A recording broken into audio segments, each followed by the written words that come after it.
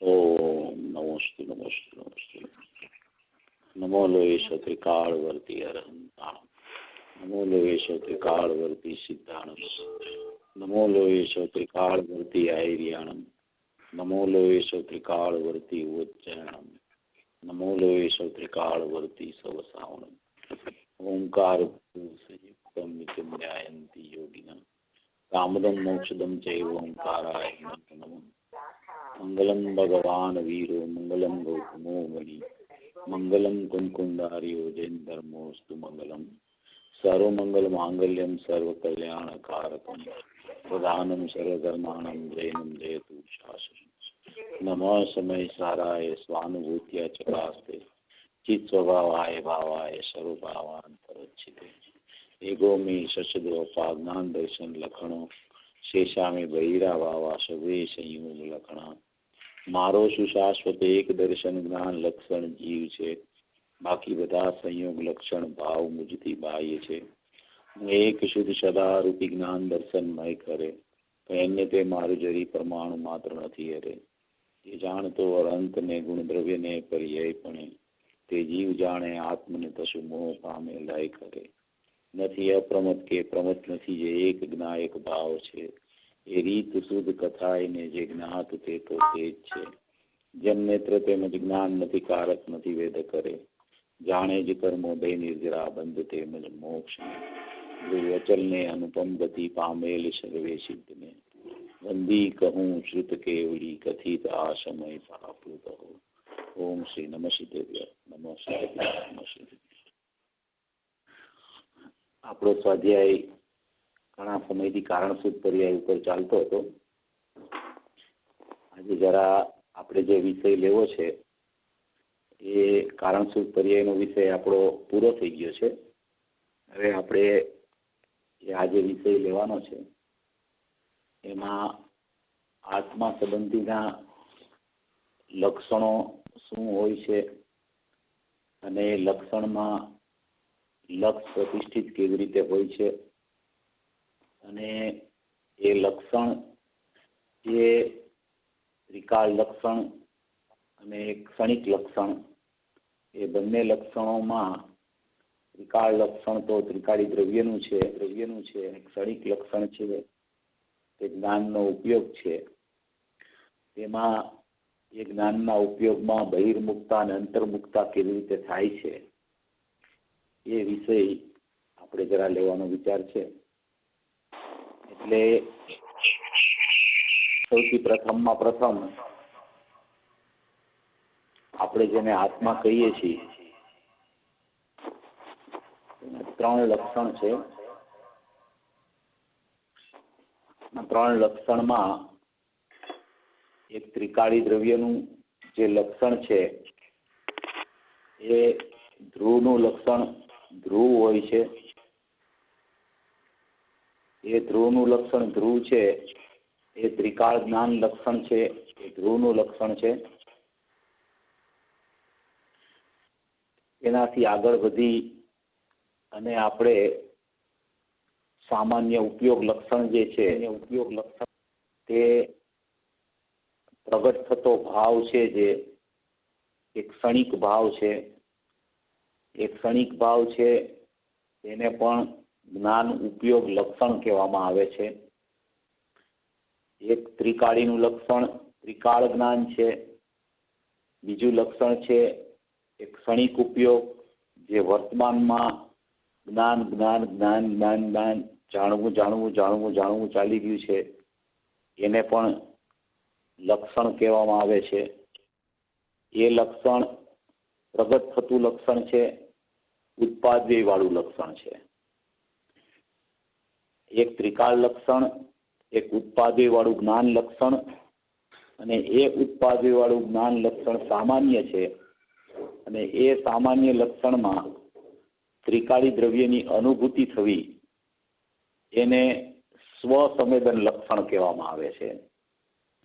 સ્વસંવેદન લક્ષણ એટલે કે અતિન્દ્રિય આનંદ આવવો અને પ્રત્યક્ષ અનુભૂતિ વેદનપૂર્વક થવી તેને સ્વસંવેદન લક્ષણ કહેવામાં આવે છે.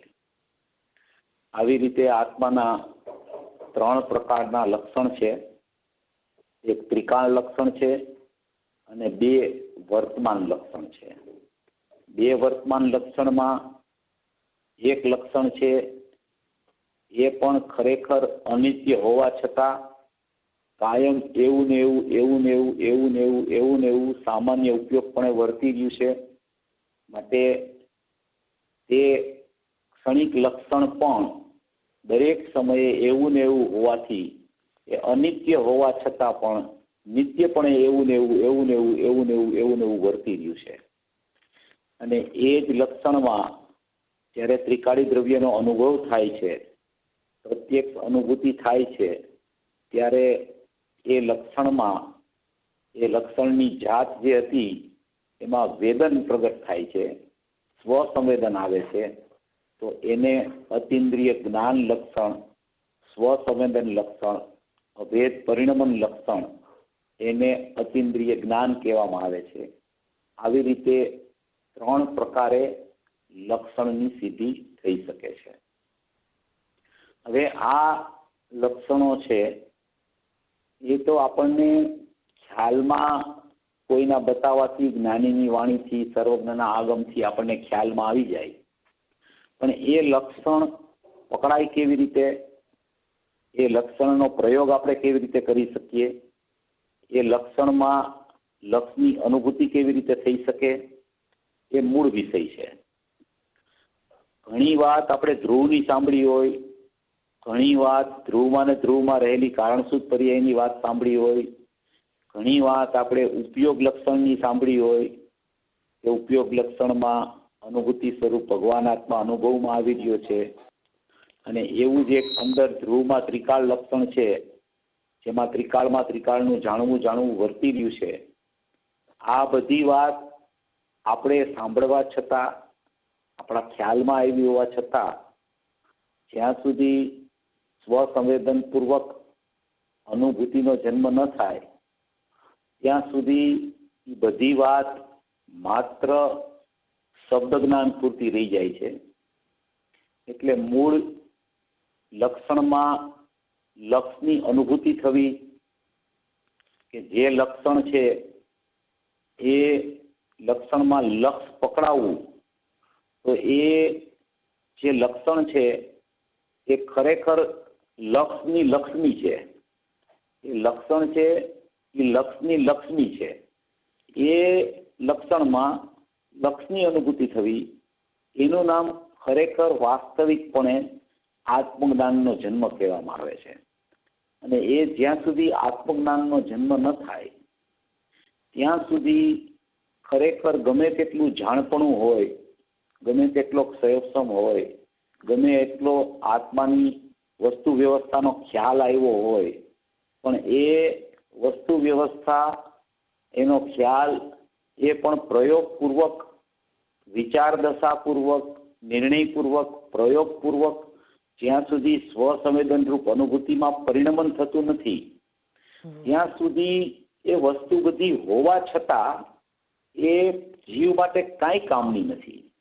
માટે પ્રથમમાં પ્રથમ આત્માનો અનુભવ કેવી રીતે થાય, અનુભવનો વિષય ખ્યાલમાં આવવા છતાં અનુભવ ન થતો હોય તો એ અનુભવનો પ્રયોગ શું, અનુભવની વિધિ શું, એ ખાસ સમજવા જેવી વાત છે. અને એ જ્યારે જીવને સમજાઈ જાય છે ત્યારે ખરેખર એને એક એની જ્ઞાનમાં એક એનો જ્ઞાનનો ભાગનો છેડો છે એ જ્ઞાયક તરફ વળવા માંડે છે. અને એ વળતો વળી જાય ત્યારે સ્વસંવેદનનો જન્મ થાય છે. હવે આના માટે બધી વસ્તુમાં ખરેખર જ્ઞાન જ કાર્ય કરતું હોય છે.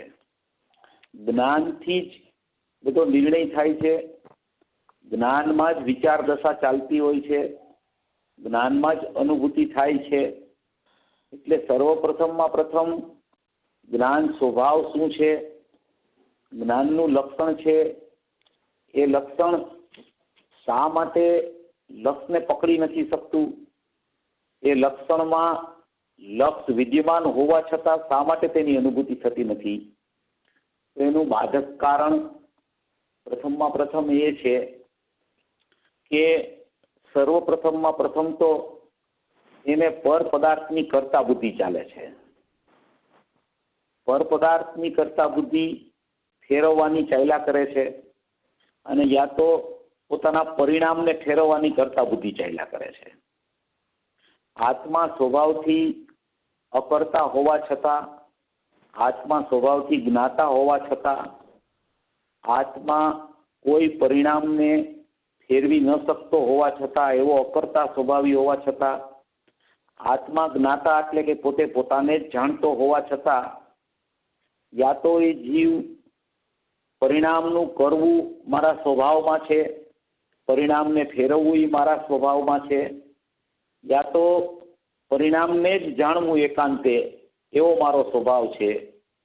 એવી રીતે પોતાનો વાસ્તવિક સ્વભાવ અકર્તા અને પોતે પોતાથી જ પોતાનો જ્ઞાતા હોવા છતાં એ પ્રત્યેક સમયે પોતાના જ્ઞાન લક્ષણને બહિર્મુખ વાળી અને યા તો પરિણામના કર્તા તરફ લઈ જાય છે, અને યા તો એ પરિણામને જાણવા તરફ પોતાના ઉપયોગને વાળે છે. જ્યાં સુધી પરિણામનું કર્તૃત્વ અને પરિણામનું જ્ઞાતૃત્વ આ બે વસ્તુ ઉપરથી એનું લક્ષ છૂટતું નથી, ત્યાં સુધી તે જ્ઞાનનો ઉપયોગ જે લક્ષણ છે એ લક્ષને પકડવા માટે સમર્થ બની શકતો નથી. જ્યાં એ જીવને જ્ઞાનીના ઉપદેશથી, એની વાણીથી ખ્યાલમાં આવે છે કે ખરેખર મારો જ્ઞાનનો સ્વભાવ તો મારા જ્ઞાયકને જાણવાનો છે, મારા જ્ઞાનના સ્વભાવમાં ગમે તેટલી જ્ઞેયોની ઉપાધિ પ્રતિભાષિત થઈ જાય છતાં પણ એ જ્ઞેયોની જે ઉપાધિ પ્રતિભાષિત થાય છે એ તો જ્ઞાનમાં એક ઉપાધિરૂપ છે, એ જ્ઞાનના સ્વભાવરૂપ નથી. એવો જ્યાં એને ખ્યાલ આવવા માંડે છે ત્યાં એની પરિણામ પ્રત્યેની કર્તા બુદ્ધિ અને પરિણામ પ્રત્યેની જ્ઞાતા બુદ્ધિ એ થોડી હળવી પડવા માંડે છે. પણ જ્યાં સુધી પરિણામને ફેરવવાનો વિચાર ચાલે છે, એ પરિણામને ફેરવવાનો વિચાર ચાલે છે, એનું મૂળ કારણ છે ને એ જ્ઞાનમાં પરિણામનું પ્રતિભાષણ થયા કરે છે. એ જ્ઞાનમાં પરિણામનું પ્રતિભાષણ પ્રતિ સમયે થતું હોવાથી એ પરિણામ એમાં ઝળકા કરે છે, અને એ પરિણામ એમાં ઝળકે છે એ જ્ઞાનમાં પકડાય છે, અને જ્ઞાનમાં ખ્યાલ આવે છે કે અત્યારે આવા પરિણામ ચાલે છે, અત્યારે આવા પરિણામ ચાલે છે, અત્યારે આ પ્રકારના પરિણામ ચાલે છે. તો એ જ્ઞાનમાં એ પરિણામ પ્રતિભાષિત થાય છે ત્યારે અનાદિના અજ્ઞાનને કારણે એને એ જ્ઞાનના જે જ્ઞેયાકાર સ્વભાવ છે, જ્ઞાનનો જે પરપ્રકાશક સ્વભાવ છે, એ જ્ઞાનમાં ખરેખર પ્રતિભાષિત જ્ઞેયો થાય છે, પણ ખરેખર તો જ્ઞાનનું જ પોતાનું જ્ઞેયાકાર પરિણમન છે. એવા જ્ઞેયાકાર પરપ્રકાશક પરિણામ પર એનું અનાદિથી લક્ષ ચાલતું હોવાથી એને પરિણામને ફેરવવાનો જ ખરેખર પુરુષાર્થ ચાલ્યા કરે છે. અનાદિથી ખરેખર ગમે તેટલો પરિણામને ફેરવવાનો પુરુષાર્થ ચાલતો હોવા છતાં પરિણામ થવા યોગ્ય થયા જ કરે છે, પરિણામ ફરતા નથી. એટલે થાકીને હારીને જીવ પરિણામનું અકર્તૃત્વ સ્વીકારે છે. એટલે ખરેખર એ રીતે પરિણામનું અકર્તૃત્વ સ્વીકારવાનું નથી હોતું, કારણ કે એ પરિણામને ફેરવી શકતો નથી. એમ કે હું અનાદિથી પ્રયત્ન કરું છું પણ એ ફરતા નથી, એટલે એ પરિણામનું અકર્તૃત્વ સ્વીકારે છે. પણ એ સ્વભાવથી જ ખરેખર પરિણામ થવા યોગ્ય થાય છે. સ્વભાવથી જ હું એનો અકર્તા છું, સ્વભાવથી જ હું પોતે પોતાનો જ જ્ઞાતા છું.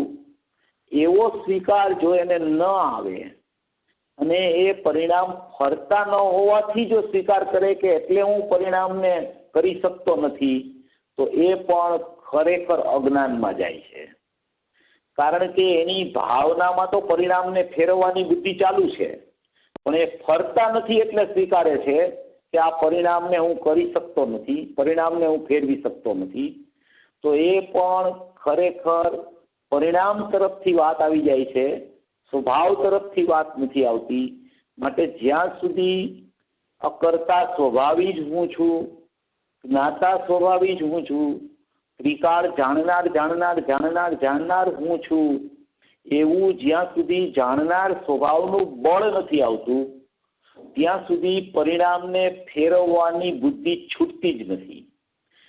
પરિણામને હું ફેરવી શકતો નથી, માટે પરિણામ ક્રમબદ્ધ છે, માટે પરિણામ થવા યોગ્ય થાય છે. એવી રીતે જો એને સ્વીકાર આવે પરિણામનો, તો એનો અર્થ એમ છે કે એને ફેરવવા તો છે, પરિણામને ફેરવવા માટે તો એ હજી પણ તત્પર છે, પણ એ ફરતા નથી ને એટલે એ સ્વીકાર કરે છે કે પરિણામ ક્રમબદ્ધ છે.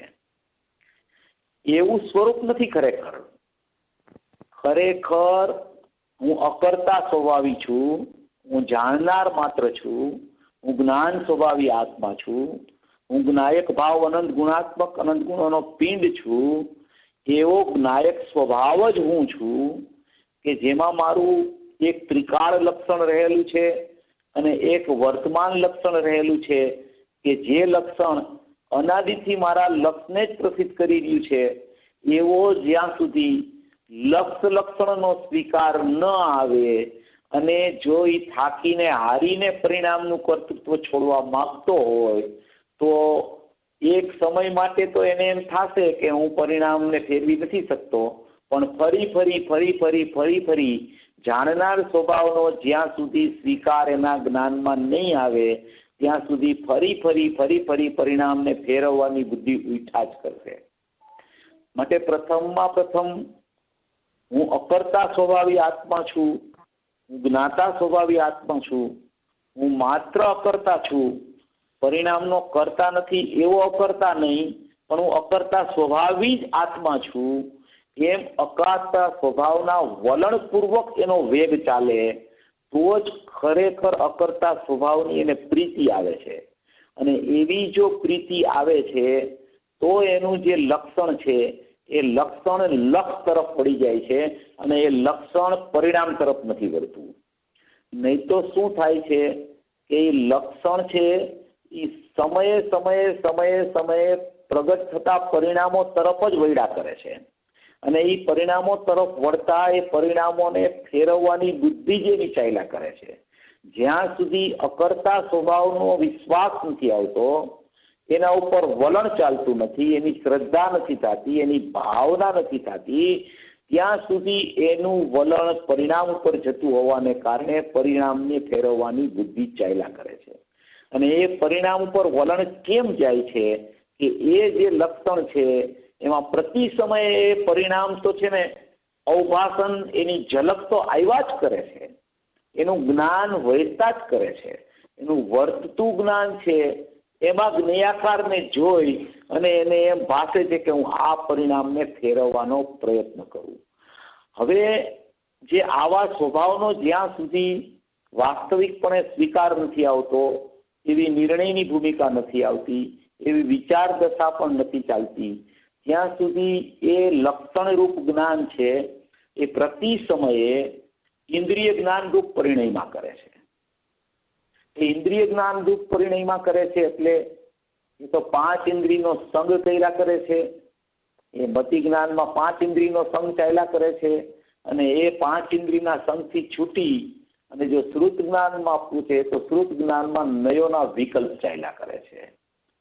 એ નયોના વિકલ્પમાં જે પરિણામના કર્તૃત્વથી છૂટી અને જ્ઞાન લક્ષણમાં આવી અને જ્ઞાનમાં જે શ્રુત જ્ઞાનમાં અનંત નયો પડે છે, એમાં જે શુદ્ધ સ્વભાવનો જે એને સ્વીકાર આવવાનો પ્રયત્ન ચાલુ થાય છે, તો એમાં પણ કોઈ પ્રકારે એને હું એક છું, હું અખંડ છું, હું શુદ્ધ છું, હું જ્ઞાયક છું, હું અવિનાશી તત્વ છું, હું પરમ પરિણામી ભાવ લક્ષણે લક્ષિત છું, એવા પોતાના સંબંધીના પણ વિકલ્પો ચાલ્યા કરે છે. એ જ્યાં સુધી એ વિકલ્પો મર્યાદામાં નથી આવતા, મતિ જ્ઞાન મર્યાદામાં નથી આવતું, ત્યાર પછી શ્રુત જ્ઞાન મર્યાદામાં નથી આવતું, ત્યાં સુધી આ જે લક્ષણ રૂપ જ્ઞાન છે એ પ્રતિ સમયે અજ્ઞાન રૂપ પરિણયમાં કરે છે. લક્ષણ હોવા છતાં એ જ લક્ષણ ઉપર, એ સ્વાભાવિક લક્ષણો હોવા છતાં એ લક્ષણ ઉપર અજ્ઞાનનો ઉપચાર પ્રતિ સમયે લાગુ પડી જાય છે. એ અજ્ઞાનનો ઉપચાર દૂર કરવા માટે અને જ્ઞાન લક્ષણ નાયક સન્મુખ જ રહેતું જોવા માટે એને પહેલામાં પહેલા પોતાના અકર્તા સ્વભાવ અને પોતાના જ્ઞાનમય જ્ઞાતા સ્વભાવનો સ્વીકાર આવવો જોઈએ. હવે આ જે વિચારની દશા ચાલે છે, ત્યારબાદ નિર્ણયની ભૂમિકા આવે છે, ત્યારબાદ નિર્ણયની ભૂમિકા આવતા પ્રયોગની ભૂમિકા ચાલે છે અને પ્રયોગપૂર્વક અનુભૂતિ થાય છે. તો એ વિચાર શું છે, નિર્ણય શું છે અને સ્વસંવેદન રૂપ અનુભૂતિ શું છે? તો જે 31મી ગાથામાં આચાર્ય ભગવાને સમય સારજી શાસ્ત્રની 31મી ગાથા ઘણી અપૂર્વ છે, ખૂબ અદભુત છે. એમાં દ્રવ્ય ઇન્દ્રિય, ભાવ ઇન્દ્રિય અને ભાવ ઇન્દ્રિયના વિષયોને જીતવાની વાત કરેલી છે.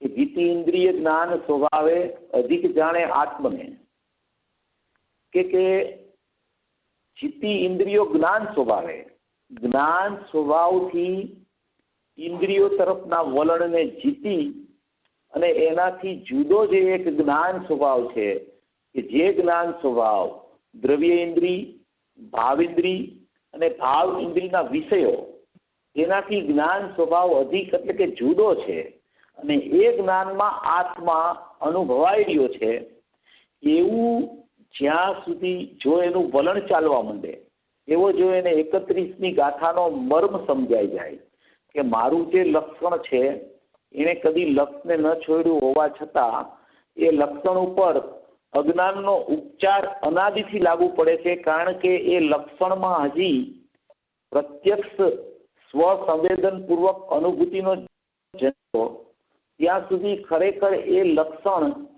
ખરેખર લક્ષણ કહેવાતું નથી, કારણ કે એ લક્ષણ ઉપયોગ છે, એમાં અનુભૂતિ સ્વરૂપ ભગવાન આત્મા અનુભવાઈ રહ્યો હોવા છતાં એ ખરેખર પરોક્ષ છે, એમાં વેદન નથી આવ્યું.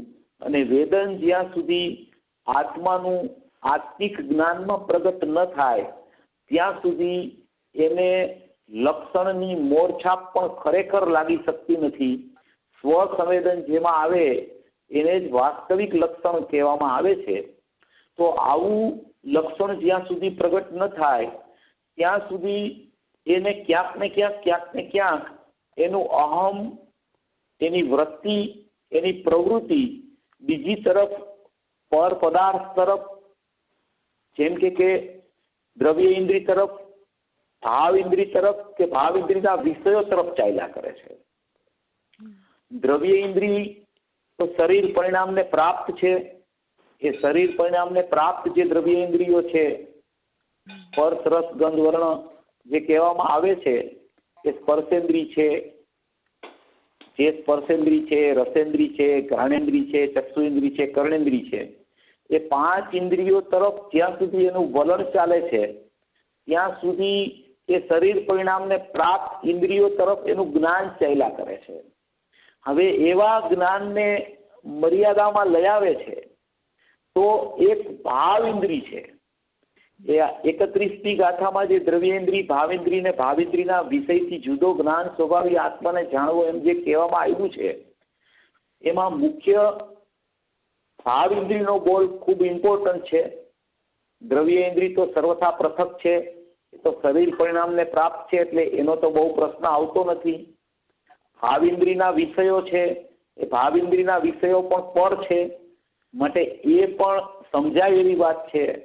પણ એક ભાવ ઇન્દ્રિય છે, એ ભાવ ઇન્દ્રિય છે એ એક પ્રકારનો બહિર્લક્ષી જ્ઞાનનો ક્ષયોક્ષમ છે.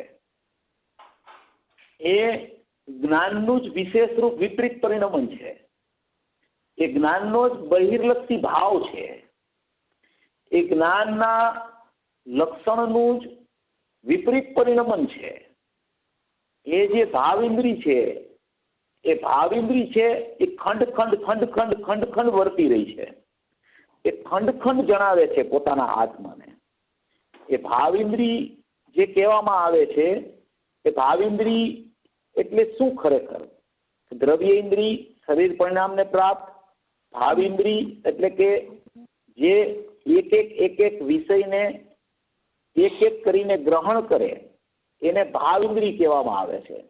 એ ભાવિન્દ્રી જે છે એ ભાવિન્દ્રીનો વિષય ઘણો સૂક્ષ્મ છે અને એ ભાવિન્દ્રી છે એ જ્ઞાનમાં જે વિચાર દશા ચાલે છે, કારણ કે વિચાર પ્રતિ સમય ફરતો હોય છે અને જ્યાં સુધી એ વિચાર ફરતો છે ત્યાં સુધી એ વિકલ્પ કહેવામાં આવે છે.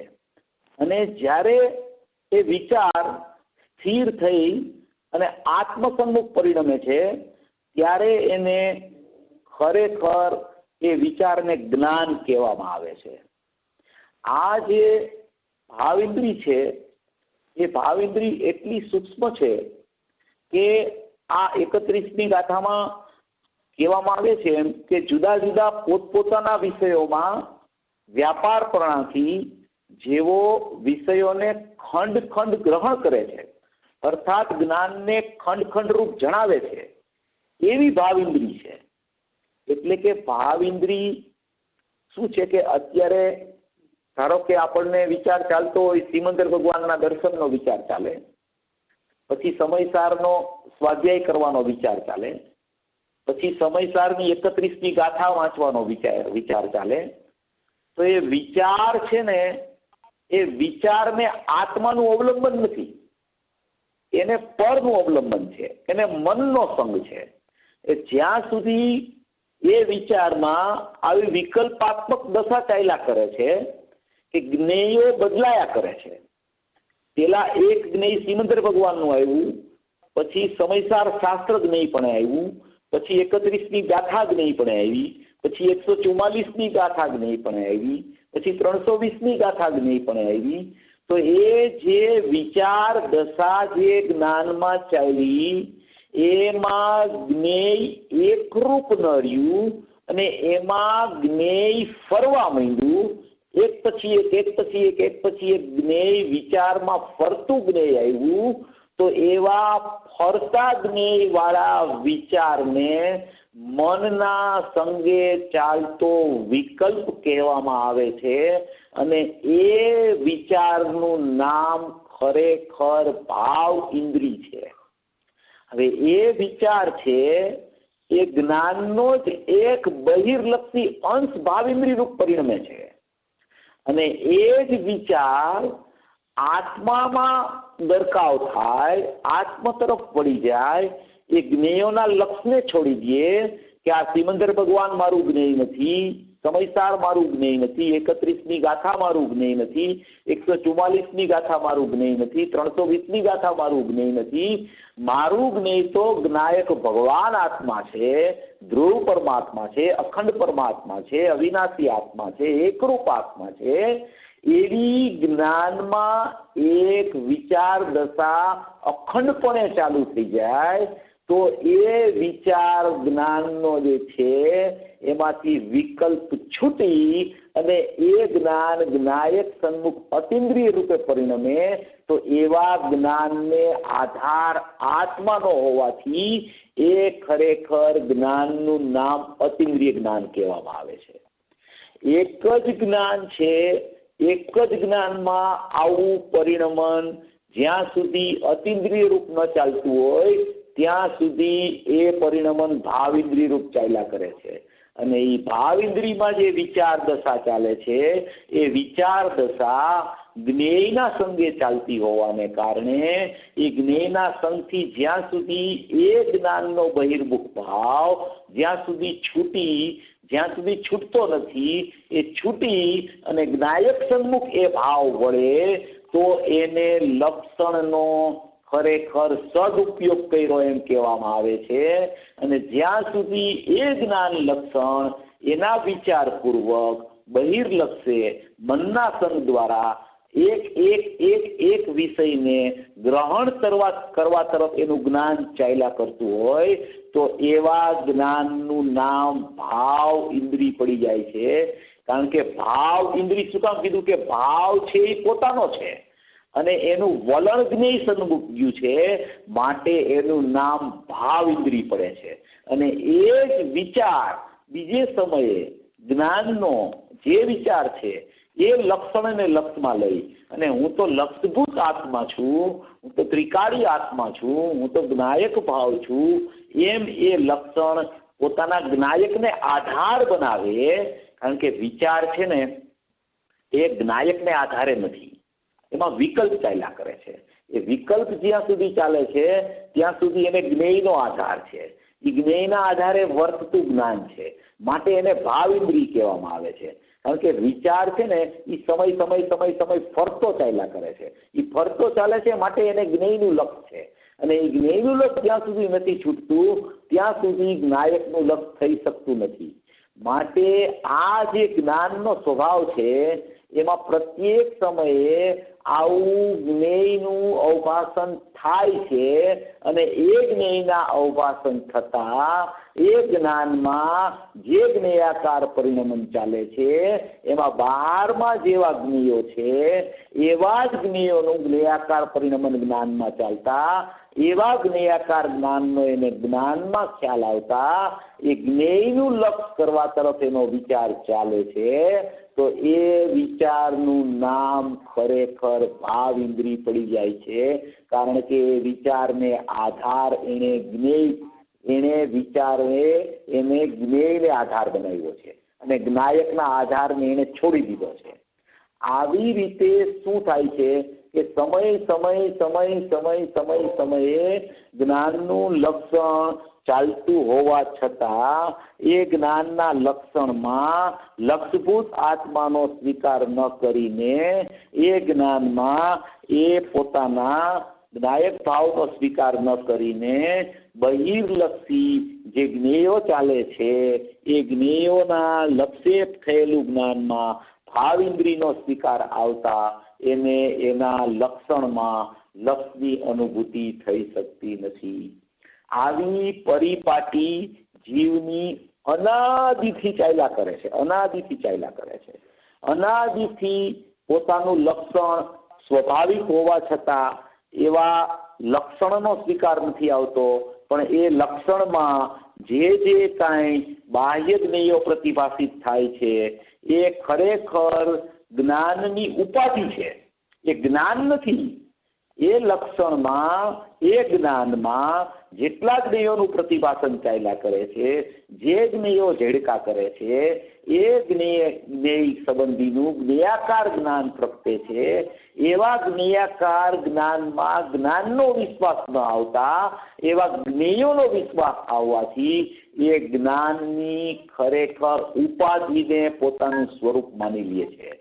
ખરેખર એ જ્ઞાનની ઉપાધિ છે એ તો ખરેખર જ્ઞાનની સ્વચ્છતાને પ્રદર્શિત કરે છે.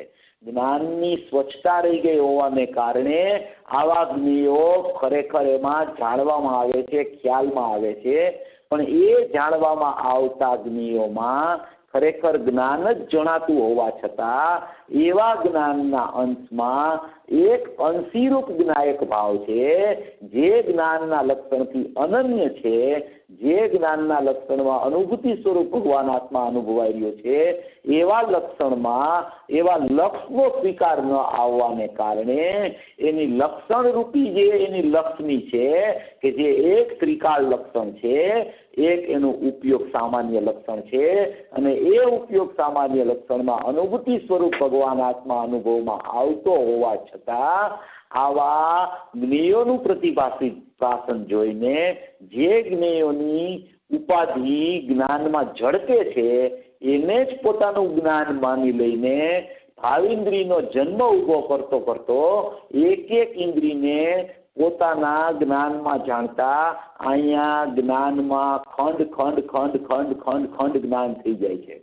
કારણ કે ખંડ જ્ઞાનમાં એક જ્ઞાનમાં ખંડ જ્ઞાનમાં એક ઇન્દ્રિયના વિષયને જાણી શકે છે, જ્યારે અતિન્દ્રિય જ્ઞાન છે એ સ્વપરને અખંડપણે આખાને જાણે છે, અને ઇન્દ્રિય જ્ઞાન છે, ભાવિન્દ્રિય છે, એ માત્ર એક ઇન્દ્રિયના અવલંબન પૂર્વક એક ઇન્દ્રિયના વિષયને જાણવા માટે સમર્થ છે, માટે એની સમર્થતા પૂરી નથી. જ્યારે અતિન્દ્રિય જ્ઞાન છે, જે જ્ઞાનમાં આત્મા જણાય છે એવું જે અતિન્દ્રિય જ્ઞાન પ્રગટ થાય છે, એમાં સ્વપરને જાણવાની પૂરી શક્તિ હોવાને કારણે, કોઈ વિષયનો પ્રતિબંધ એમાં ન થતો હોવાને કારણે એ જ્ઞાન ખરેખર વાસ્તવિક છે. અને આ ઇન્દ્રિય જ્ઞાન ભાવ ઇન્દ્રિયમાં એક ઇન્દ્રિય વડે એક જ્ઞેયને જાણવાનું સામર્થ હોવાને કારણે એને એમાં અધુરાશ ને ઓછપ લાગે છે, કારણ કે એક ઇન્દ્રિય દ્વારા એક વિષયને તો જાણે છે, પછી બીજી ઇન્દ્રિય દ્વારા બીજી ઇન્દ્રિયનો વિષય ખાલી રહી જાય છે. જ્યારે અતિન્દ્રિય જ્ઞાન એવું છે કે એમાં કોઈ એવો પ્રતિબંધ નથી કે આટલું જ જણાય. અતિન્દ્રિય જ્ઞાનનો સ્વભાવ જ એવો છે કે અતિન્દ્રિય જ્ઞાન લક્ષણ જે આખા જ્ઞાનનું છે એ જ્ઞાનનું લક્ષણ આત્માને જાણતા જે અતિન્દ્રિય જ્ઞાન પ્રગટ થાય, એ અતિન્દ્રિય જ્ઞાનમાં સ્વપરને પૂરેપૂરું જાણવાનું સામર્થ હોવાને કારણે એમાં કોઈ પણ પ્રકારનો એક ઇન્દ્રિયથી એક વિષયને જાણવું એવો પ્રતિબંધ લાગુ પડતો ન હોવાને કારણે અતિન્દ્રિય જ્ઞાન એવું સામર્થવાન છે, એવું બળવાન છે, ભાવશ્રુત જ્ઞાન એવું બળવાન છે કે એ જ્ઞાનમાં કોઈ વિષયનો પ્રતિબંધ જ રહેતો નથી, માટે એમાં જાણવું પૂરેપૂરું થાય છે. જ્યારે ભાવિન્દ્રિય દ્વારા એક ઇન્દ્રિયનું લક્ષ કરીને જે વિચારની દશા ચાલે છે એમાં એક વિષય જાણવામાં આવે તો બીજો વિષય અધૂરો રહે છે, બીજો વિષય જાણવામાં આવે તો ત્રીજો વિષય અધૂરો રહી જાય છે, કારણ કે એક ઇન્દ્રિયના લક્ષપૂર્વક એક ઇન્દ્રિયનું જ્ઞાન જ થઈ શકે છે, બીજી ઇન્દ્રિયોનું જ્ઞાન પણ ખરેખર એવી ભાવ ઇન્દ્રિયમાં વાસ્તવિકપણે થઈ શકતું નથી. એટલા માટે જ એ પોતાના આત્માને જાણવા માટે એ ભાવ ઇન્દ્રિય છે એ અસમર્થ છે, અને અતિન્દ્રિય જ્ઞાન છે એ જે લક્ષણ પોતાનું છે એ લક્ષણમાં લક્ષભૂત આત્મા રહેલો છે, એ લક્ષભૂત આત્મા એનો અનુભવ કરતા અતિન્દ્રિય જ્ઞાનનો જન્મ થાય છે.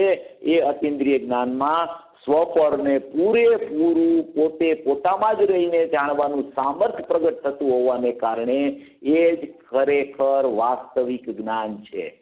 જ્ઞાનના સ્વપર પ્રકાશકપણામાં જ્ઞાનનો જાણવાનો સ્વભાવ સ્વનો છે, અને એ જ્ઞાનમાં જાણવાનું સામર્થ્ય છે એ સ્વપર બેયનું છે. જાણે છે તો જ્ઞાન સ્વને, અને એ જ્ઞાન સ્વને જાણતા જ સ્વપરને જાણવાનું સામર્થ્ય એના અતિન્દ્રિય જ્ઞાનમાં પ્રગટ થઈ જાય છે. તો એમ કહેવામાં આવે છે કે અતિન્દ્રિય જ્ઞાન સ્વપરને બધાને જેમ છે તેમ જાણતું વર્તી રહ્યું છે, માટે તેમાં કોઈ વિષયનો કોઈ જાણવું જ કાંઈ બાકી રહેતું નથી, માટે તેમાં તેને ક્યાં કદી પણ વિષયનો પ્રતિબંધ લાગુ પડતો નથી. એ પૂરેપૂરો વિષય અતિન્દ્રિય જ્ઞાનમાં જણાઈ જતો હોવાથી એ સ્વને જાણતા જ સ્વપ્રકાશક જ્ઞાનથી જ સ્વપર પ્રકાશક સામર્થ્ય પ્રગટ થઈ જાય છે, કારણ કે સ્વપ્રકાશકમાં સ્વને જાણતા જ એ સ્વના જ્ઞાનની સ્વચ્છતા જ એવી છે કે સ્વપર પ્રકાશકનું સામર્થ્ય એવું જ એમાંથી પ્રગટ થતું ઉદ્ભવિત થાય છે.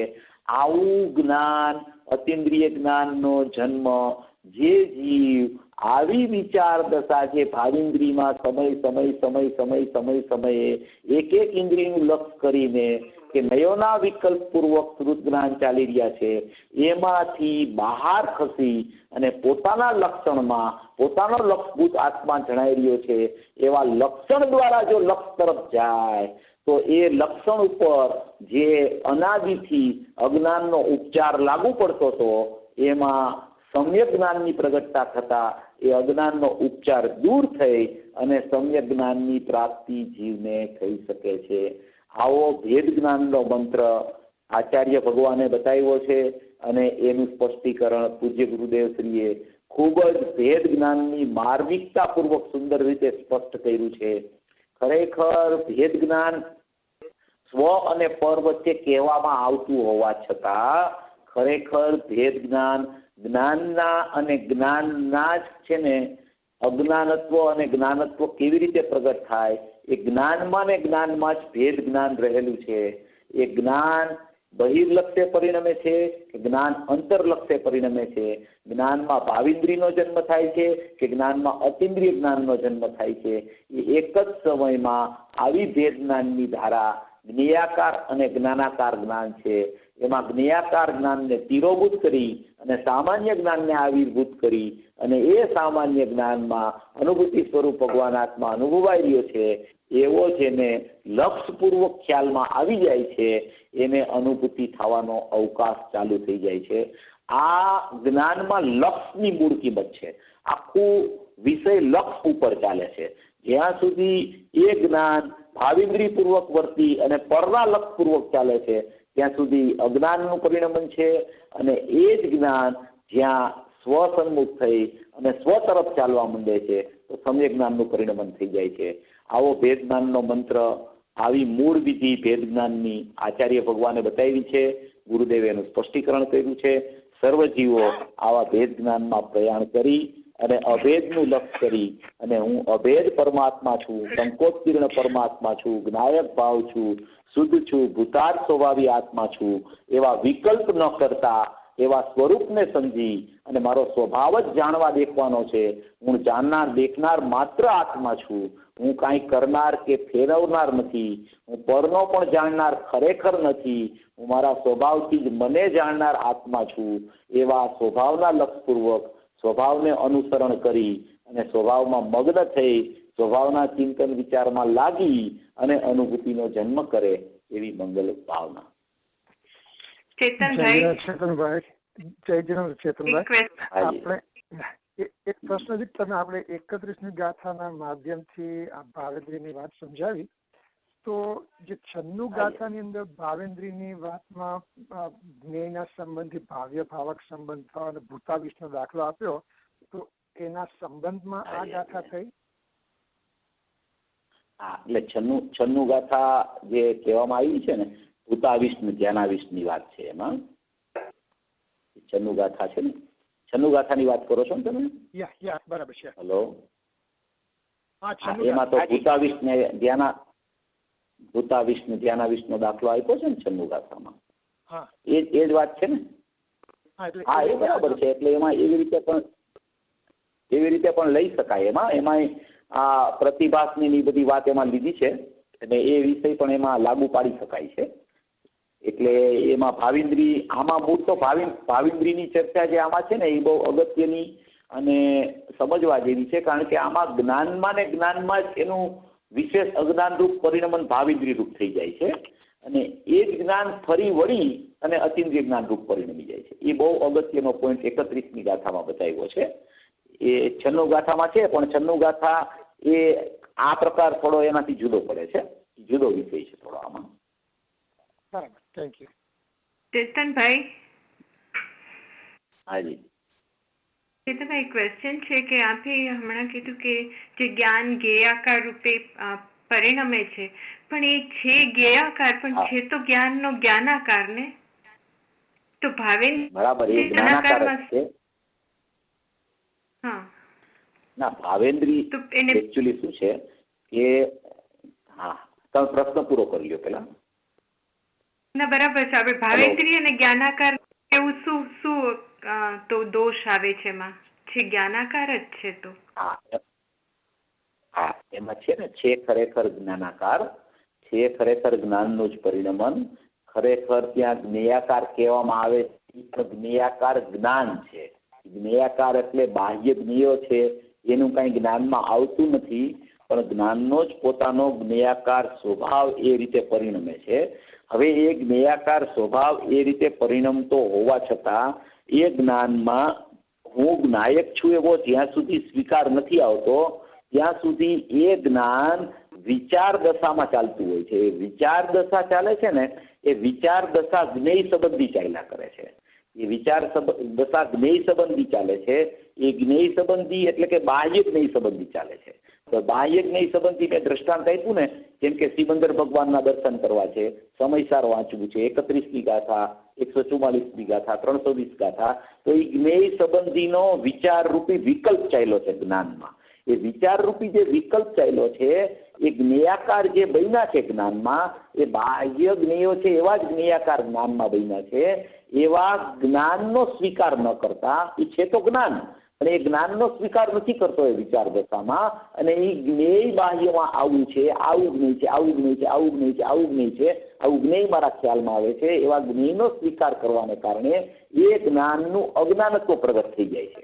હવે એ જ સમયે જો જીવને ખ્યાલ આવી જાય અને જે જીવ જો ચેતી જાય તો એ જ્ઞાનનું જે અજ્ઞાનત્વ થયું એ ભાવિન્દ્રિય થઈ ગઈ. હવે એ જ સમયે એ જીવ ચેતી જાય કે ભાઈ આ તો મને તો ખરેખર જ્ઞાનમાં જ્ઞેયાકાર ક્યાં છે, એ તો ખરેખર જ્ઞાનાકાર જ છે. ખરેખર જ્ઞેયના આકાર તો અહીંયા આવતા નથી. જ્ઞેયના આકાર તો જ્ઞેયમાં છે, જ્ઞાનના આકાર જ્ઞાનમાં છે, અને જ્ઞાન તો ખરેખર જ્ઞાનાકાર જ છે. જ્ઞાન જ્ઞેયાકાર બનતું જ નથી. જ્ઞાન તો જ્ઞાનના આકારે જ રહેલું છે. એમ એને ખ્યાલ આવે ને એમ વિચાર દશા એની ચાલવા માંડે કે હું તો જ્ઞાન માત્ર છું, જ્ઞાન માત્ર છું, જ્ઞાન માત્ર છું. પેલા એવા વિકલ્પો ચાલે, અને એ વિકલ્પોમાં એને આનંદ ન આવવાથી એને ખ્યાલ આવી જાય કે આ તો વિકલ્પ છે, હું જ્ઞાન માત્ર છું એવો મારો સ્વભાવ છે. એવો જ્યાં એને ખ્યાલ આવી જાય કે હું તો સ્વભાવભૂત રહેલો છું, મારા જ્ઞાનમાં તો જ્ઞાયક રહેલો છે, અને હું તો અખંડ જ્ઞાયક છું. જ્ઞાન માત્ર જ્ઞાન માત્ર જ્ઞાન માત્ર જ્ઞાયક ભાવ અખંડ હું છું, એવો જો એને ખ્યાલ આવી જાય તો એ જ્ઞાન લક્ષણ હતું એ સમ્યક જ્ઞાન રૂપે પરિણમી જાય, તો એમાં અતિન્દ્રિય જ્ઞાનનો જન્મ થઈ જાય છે. અને જ્યાં સુધી એ લક્ષરૂપ પરિણમતું નથી ત્યાં સુધી એની ભાવેન્દ્રિય રૂપ પરિણમન ચાલુ છે. કારણ કે વિચારમાં વિકલ્પો જ્ઞેય સંબંધીના ચાલે છે. ખરેખર એકત્વ બુદ્ધિ વિકલ્પ સાથે થાય છે, કોઈ પર પદાર્થ સાથે તો થતી નથી. માટે એ એકત્વ બુદ્ધિ વિકલ્પ સાથે ચાલે છે, એને ભાવેન્દ્રિય કહેવામાં આવે છે. ચેતનભાઈ, એટલે જ્ઞેય જ્ઞાયક ના શંકર દોષ ને ભાવેન્દ્રિય કહેવાય, કરેક્ટ? બરાબર છે, બરાબર છે. ઓકે. ચેતનભાઈ, આ જે જ્ઞેયાકાર અને વિકલ્પ રૂપી પરિણમન અને જ્ઞાનાકાર એટલે સ્વરૂપી પરિણમન, પણ એ પણ સ્વતંત્ર રૂપે થાય છે ને, સ્વભાવ એનો એવો છે ને સ્વતંત્ર રૂપે એ જ્ઞેયાકારમાં પરિણમે છે અને સ્વતંત્ર રૂપે જ જ્ઞાનાકારમાં પરિણમે છે. તો એ સ્વતંત્રતા એ સ્વભાવ છે. એમાં એવું છે કે તમે જ્યારે સત્કારકની ચર્ચા કરતા હો ત્યારે સત્કારકના પરિણમનથી તમે વિચાર કરો તો જ્ઞાનના સત્કારકોનું પરિણમન એ રીતે થવાનો એ સમયનો સ્વકાર છે, તો એ રીતે એનું સત્કારક રૂપી જ્ઞાનનું પરિણમન ચાલ્યા કરે છે. હવે એ સત્કારક રૂપી પરિણમન ચાલે છે એવો જો એને સ્વીકાર આવી જાય તો એની દ્રષ્ટિ એ સત્કારક ઉપરથી ઉઠી અને સ્વભાવ ઉપર ચાલી જાય છે. પણ હવે એને એ વિષયમાં જો એને પુરુષાર્થ પૂર્વક નિર્ણય કરવાનો કાળ જ્યારે ચાલતો હોય ત્યારે એ નિર્ણયમાં આ બધી પ્રક્રિયાઓ એને ચાલે છે. પેલા એને શું થાય છે કે વિચાર ચાલે છે, પછી વિચારપૂર્વક નિર્ણય ચાલે છે, નિર્ણય પછી પ્રયોગ ચાલે છે, અને પ્રયોગ પછી સ્વાનુભૂતિ થાય છે. એટલે જો આ બધી પ્રોસેસમાં એને એમ ખ્યાલ આવી જાય કે આ બધું પરિણમન તો ક્રમબદ્ધ છે, સ્વતંત્ર છે, સત્કારકથી થાય છે, એમાં હું કાંઈ પુરુષાર્થથી આવા પરિણમનના સત્કારકને ફેરવી શકતો નથી, બધું થવા યોગ્ય પરિણમન છે, એક પછી એક પર્યાયો ક્રમબદ્ધ ક્રમસર આવે છે, જ્ઞાનની પર્યાય ક્રમબદ્ધ ક્રમસર આવે છે, એવો જો સત્કારકના પરિણમનનો એને સ્વીકાર આવી જાય તો એની પર્યાર્થિક ચક્ષુ બંધ થઈ જાય છે અને દ્રવ્યાર્થિક ચક્ષુ ઉગડી જાય છે. પરિણામને ન જોવું એનું નામ પરિણામ ક્રમબદ્ધ છે. જ્યાં સુધી પરિણામને જોવે છે ત્યાં સુધી એ પરિણામ ખરેખર એને ક્રમબદ્ધનો સ્વીકાર એને આવતો નથી. ક્રમબદ્ધની વ્યાખ્યા એવી છે કે પરિણામને ન જોવું એનું નામ પરિણામની ક્રમબદ્ધતા છે. એટલે કે ત્રિકાળી દ્રવ્યને જોવું એનું નામ પરિણામની ક્રમબદ્ધતા છે. એટલે એવા સત્કારકના પરિણમનનો સ્વીકાર આવે તો એ તો સર્વથી ઉત્તમમાં ઉત્તમ પ્રકાર છે ભેદજ્ઞાનનો. પણ એ ભેદજ્ઞાનના પ્રકારમાં પણ આ બધી પ્રોસેસો ઘણી ચાલે છે. કારણ કે કોઈ એક સમયમાં સમ્યક જ્ઞાન નથી થઈ જતું. સમ્યક જ્ઞાન થાય છે ત્યારે એ સમયમાં એક સમયે થાય છે, પણ એની પ્રોસેસ ઘણી લાંબી હોય છે. ઘણી વિધિમાંથી પસાર થયા પછી ભેદ જ્ઞાનની પ્રક્રિયાનો જન્મ થઈ અને અભેદરૂપી પરિણમન ચાલે છે.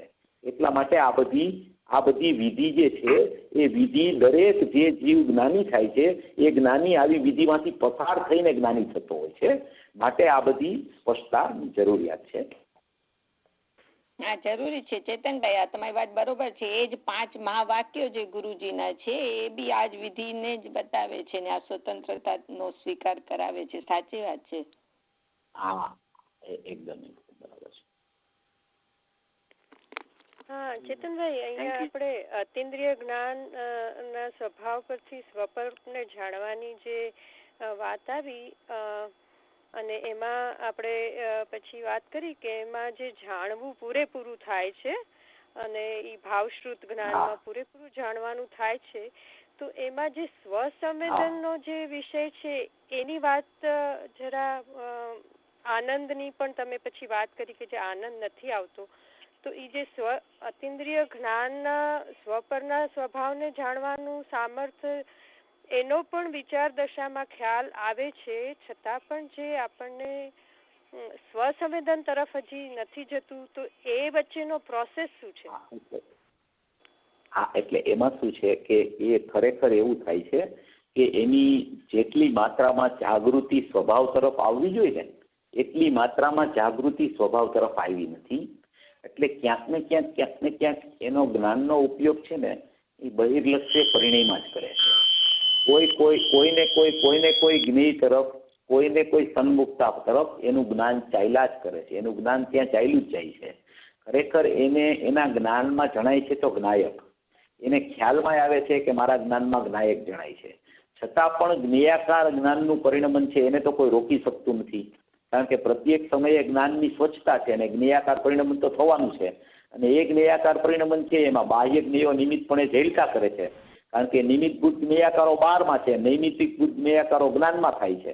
તો એ પરિણમન તો ચાલ્યા કરે છે, પણ એવી જ રીતે અંદરનો જ્ઞાયક ભાવ છે એનું પણ પ્રતિભાસન, એની પણ સ્વચ્છતા જ્ઞાનમાં ઝેડકા કરે છે.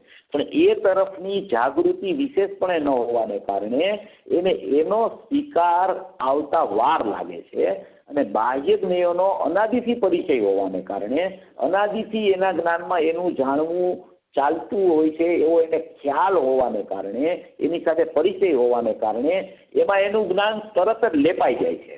અને આ નિર્લેપ વસ્તુ જે રહી ગઈ છે જ્ઞાયક ભાવ, કે જે અનાદિથી જ્ઞાનમાં પ્રતિષ્ઠિત છે, જ્ઞાનમાં અનાદિથી એની સ્વચ્છતામાં એ જ્ઞાયક ભાવ ઝળકી રહ્યો છે, એ જ્ઞાનમાં અનુભૂતિ સ્વરૂપ ભગવાનાત્મા અનુભવમાં આવી રહ્યો છે, એવી જાગૃતિ અને વલણ ન હોવાને કારણે એનું જ્ઞાન છે ને ત્યાં ચોંટતું નથી, ત્યાં વાસ્તવિકપણે ઠરતું નથી, ત્યાં એને આટલો બધો આનંદના ફુવારા ફૂટે એવું જ્ઞાન છે, અંદરમાંથી અતિન્દ્રિય જ્ઞાનની પ્રગટતા થઈ શકે એવું આખું સુખમય જ્ઞાન છે.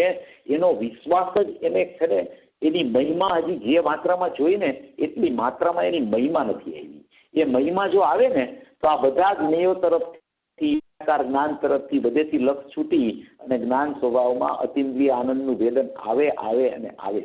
આમાં મહિમાની બહુ જરૂર છે, સ્વભાવના મહિમાની ખાસ જરૂર છે.